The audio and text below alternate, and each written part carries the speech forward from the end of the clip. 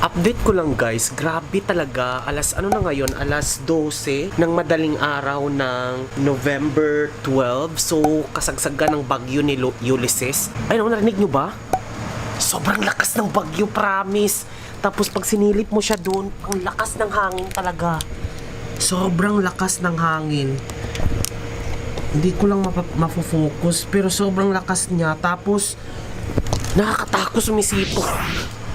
Sumisipol talaga yung hangin niya. Oh my God. Ang signal kaya to? Nakakatakot. Keep safe na lang.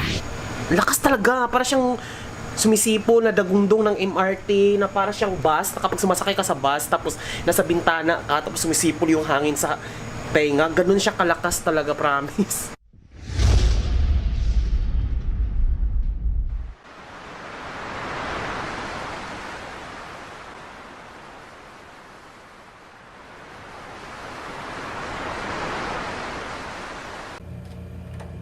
So ayun nga guys, nag-brown out. Tapos ang lakas ng ano, oh, ito may pinasok ng tubig.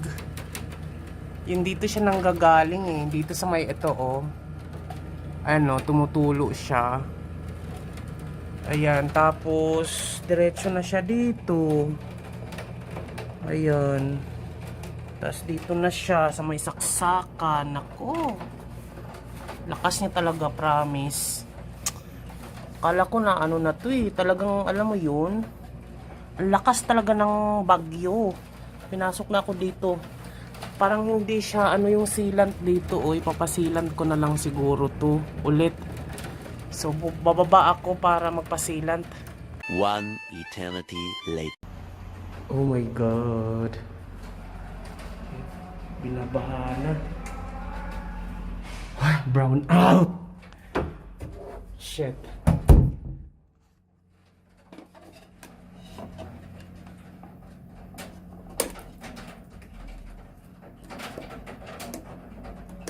Paano ba ito papaganahin?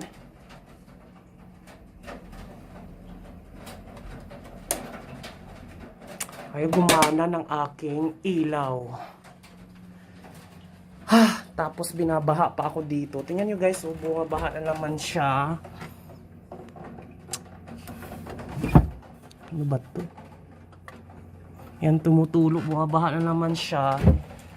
Dahil yung sealant na naman dito sa ayan, yung sealant dito sa ano, ito dito siya nanggagaling yung tulo. So parang ayun, dito siya nanggagaling. Titingnan natin sa kabila, baka meron. Dito wala masyado. Ayan, wala masyado, pero dito talaga sobra. Sa kabila, ayun, tulo-tulo siya. So ngayon, baha-baha dito sa baba. Tapos, brown out, mga bakla, brown out. Alam ko may generator kami dito. Kaso, hindi ko magagamit yung mga ilaw dahil naka-smart home nga tayo. So, ang init.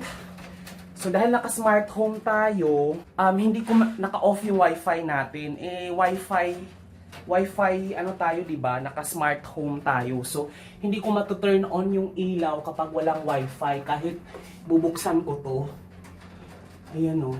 So, ngayon, kanina kasi, wala, nagtitake ako ng calls. Mga alas 11, ganyan. Tapos, shit. Tapos, mga alas 11 siya.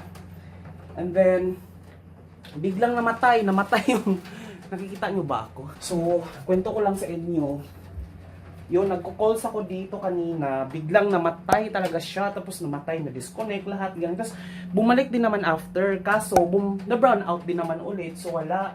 So, hindi ako makachat sa boss ko to report. Kasi nga, walang signal, wala akong wifi.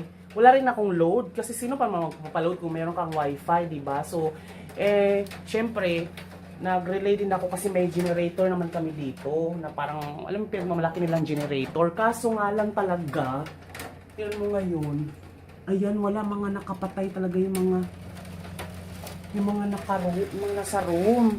So ngayon, hindi ako makakonek. Paano ba to? Hindi rin, sira din yung elevator. Bumaba kasi ako kanina dahil nag-request ako ng pasilant dito. Tapos kakaakyat ko lang. Buti na lang talaga, as in like 10 seconds lang. Kakapasok ko lang dito, biglang nag-brown out or else makukulong ako sa elevator. Tapos tingnan natin dito sa labas. Oh my God, nakakatakot. Ayan, walang ilaw. Tapos ito, binaha na din. So, walang ilaw, walang katao-tao. Ayan, meron na. Ayan, tingnan nga natin dito sa sa atin kung meron na din.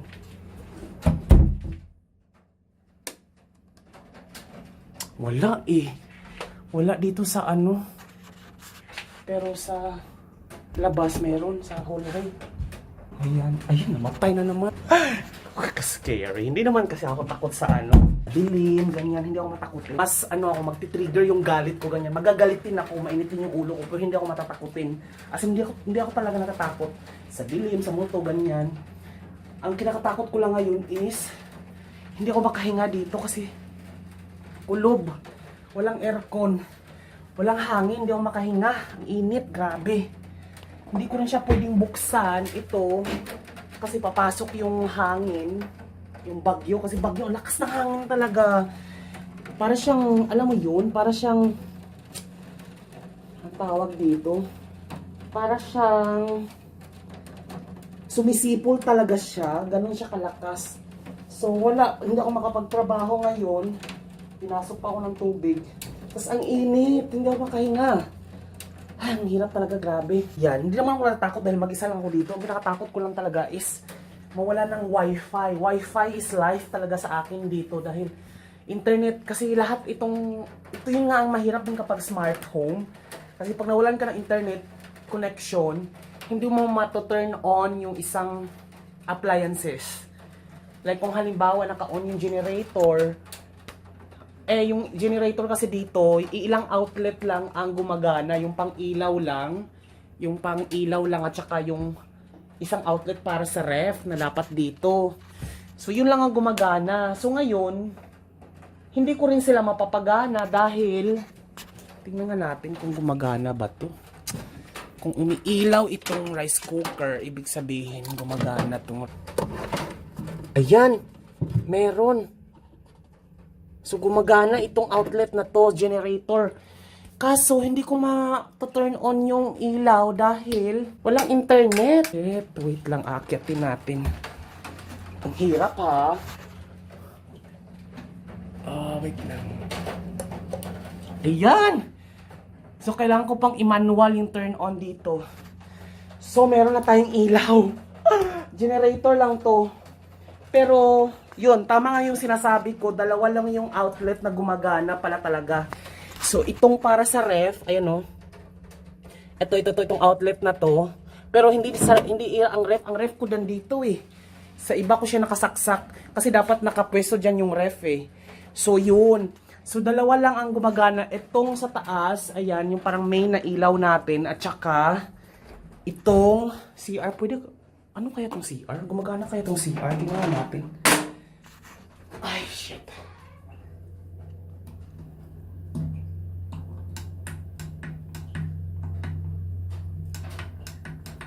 Wala, hindi gumagana yung CR. So, yun nga, dalawa lang ang gumagana.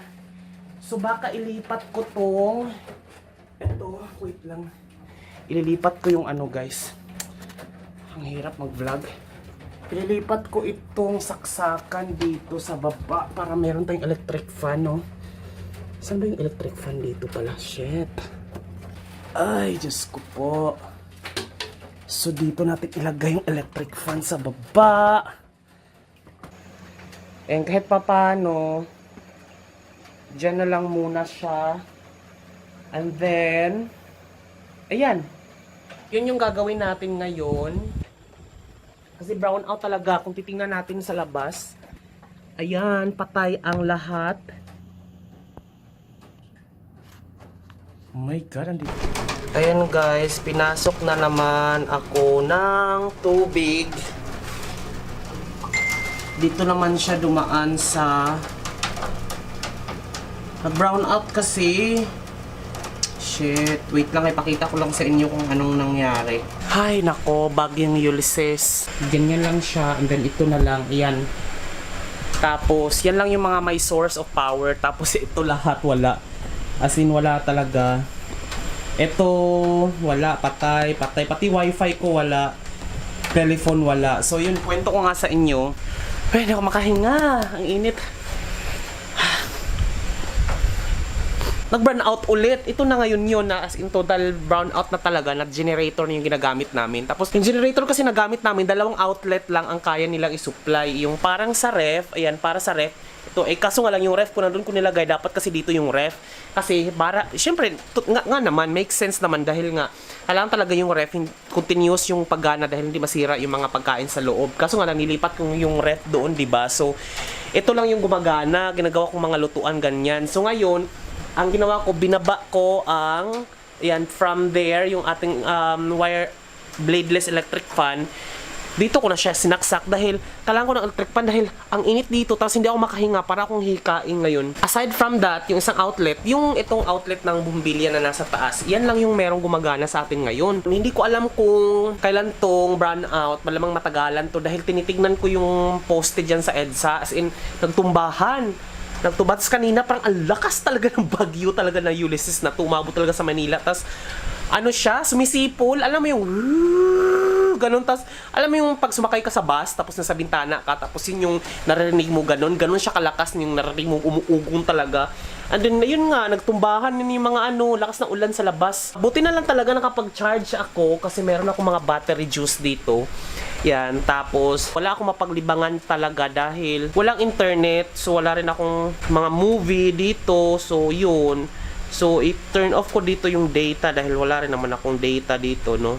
Sayang, mag-overtime pa naman ako ng 6 na oras dapat dahil hanggang alas 12 ng hapon dapat ako. Padaling araw na ngayon, hanggang bukas pa dapat ang out ko. Nag-overtime ako ng 6 hours dahil nga sa dami kong babayarin. So, hindi ko makapag-overtime. Wala pang ang sahod yata ngayon. Ewan ko kung may sahod ba ngayong araw na to or what. Ipa-file ko na lang siguro tong sick leave ngayong araw to para may bayad. Kasi nga wala Hindi naman natin mapipigilan yung bagyo, so mas swerte pa nga ako kaysa dun sa mga nasa Catanduanes, diba? Dahil yung talagang sobrang hirap talaga dun. Dito nga buti na sa loob pa rin ako, secure pa rin ako, safe. Kaso nga lang talaga pinasok tayo ng baha. Ayan, pinasok na naman. Tapos bukas baka nagreklamo na ako sa baba for sealant, isisilant ulit. Yung aircon natin guys, the last time diba ito yung binaha, ngayon hindi na. Hindi yung aircon ang binaha na ngayon, pinasok ng tubig, kundi yung bintana naman. Yung mga sealant dyan sa bintana, yun yung mga, ayan oh shit. Oh my god, ayan pinasok na. Oh my god, tang ina. Shit. Hala. Dito, ayan dito nang gagaling.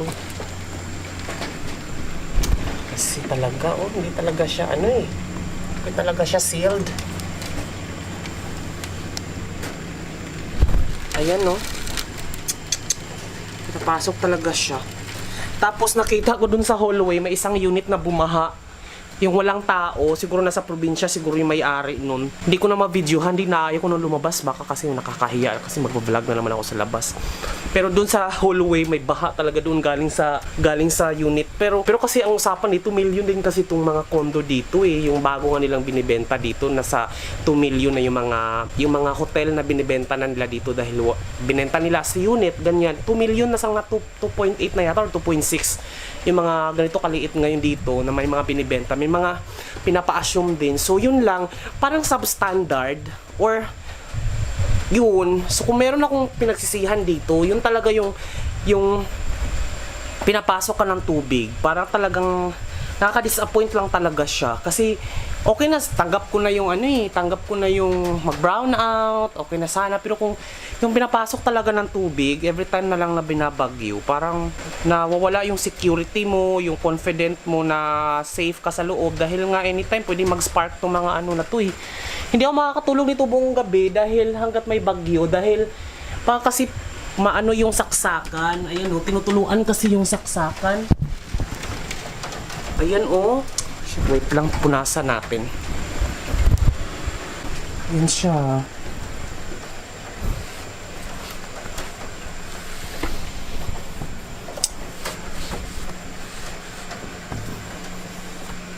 Ayan siya. Galing siya dito, oh. Ayan, oh, lakas ng tulo, eh. Dito yan siya, dito sa gilid na to, ayan, oh. Ayan, hindi talaga siya, ano. Buksan ko na lang kaya. Parang mukhang effective kapag binuksan. Ayan, buksan ko na lang. Hindi naman siguro papasok yung ulan. Parang pumasok yung hangin dito.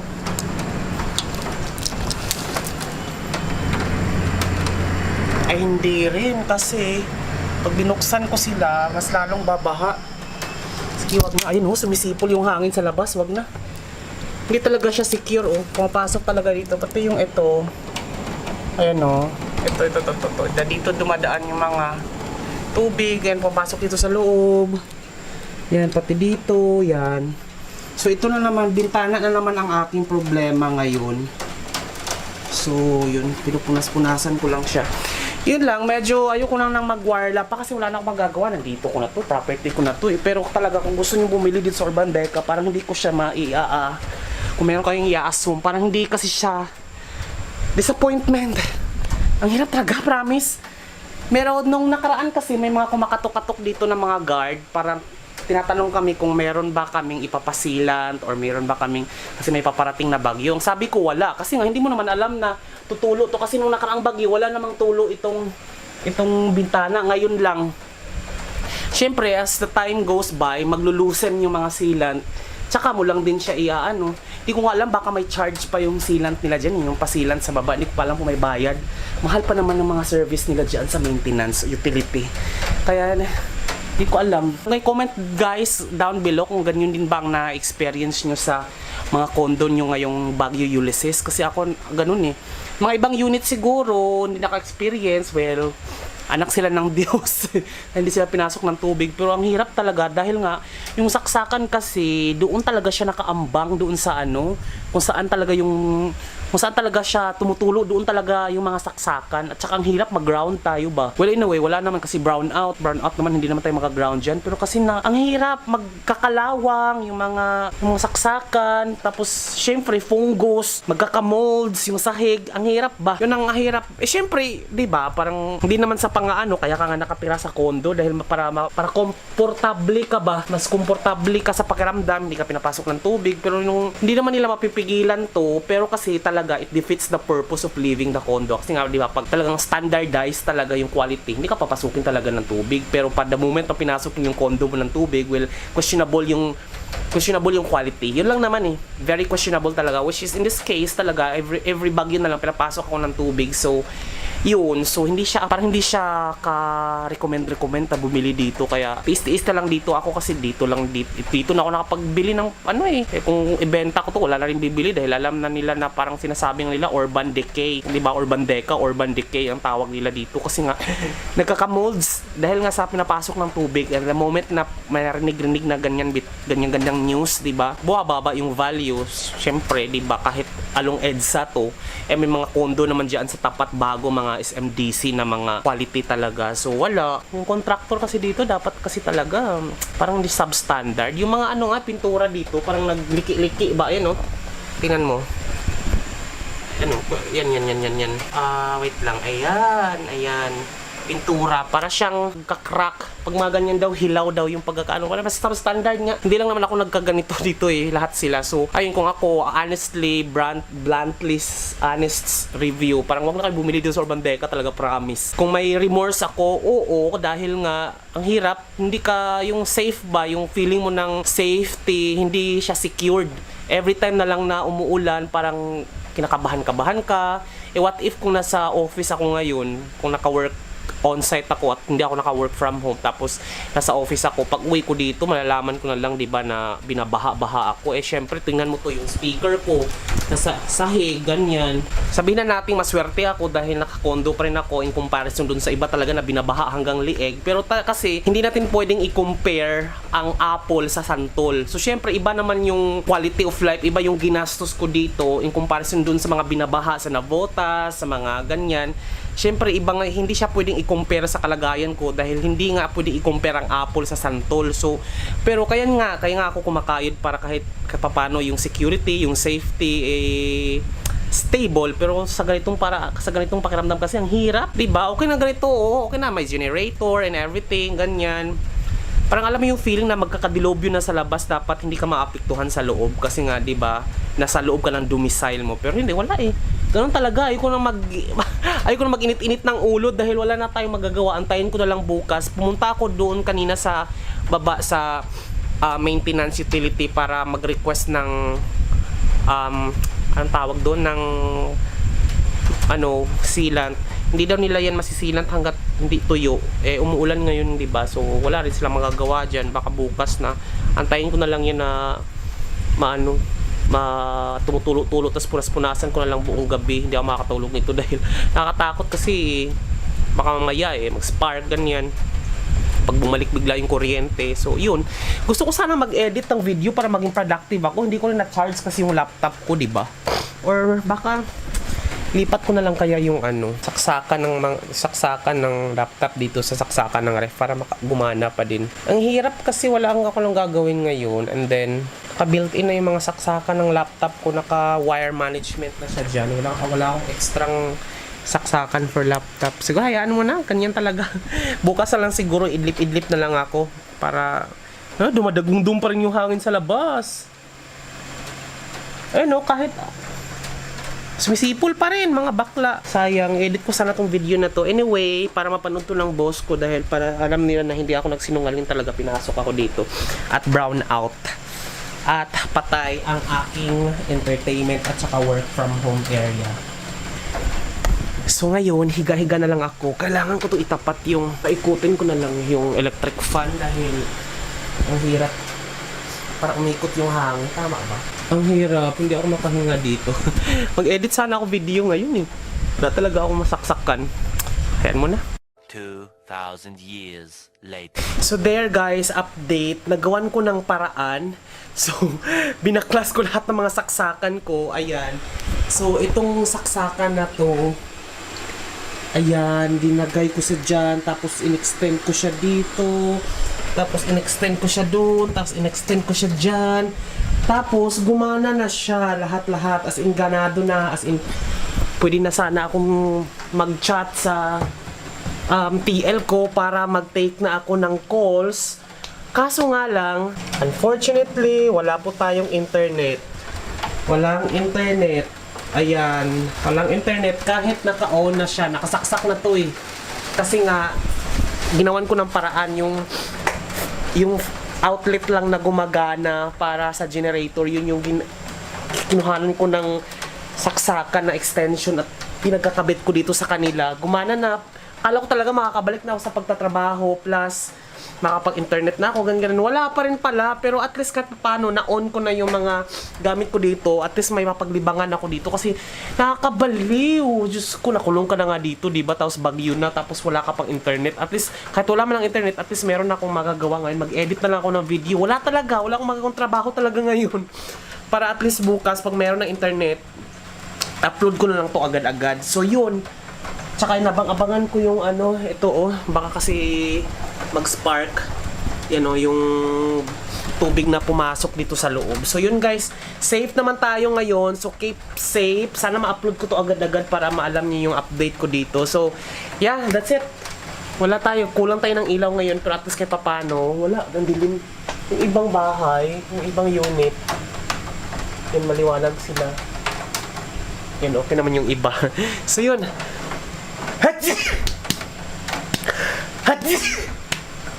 Umaatake yung allergy ko kapag stressful. Sobrang stressful yung environment. Yung parang na-stress ako, nag-trigger yung anxiety ko. Tsaka yun, nag-allergy agad ako. Tapos hika. Tapos hindi ako makahinga kasi walang aircon. Hindi ako makahinga. Tapos electric fan lang yung gamit ko. Wala pa naman akong gamot ng hika ngayon kasi ang tagal ko na hindi inatake ng hika. Dito ako sa yung mga side effect, yung mga nag-anxiety ako, tapos hindi ako makahinga, tapos nag-allergy agad ako. Ganitong reaction mga nangyayari sa akin.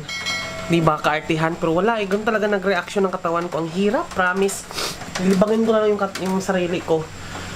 Kain tayo ng chocolate para mawala yung anxiety natin at saka yung magbo-boost yung mood natin kasi na-stress talaga ako ngayon. Hirap. Paano na kaya yung mga depressed area ngayon? Ay, nako, Diyos ko po, patawarin.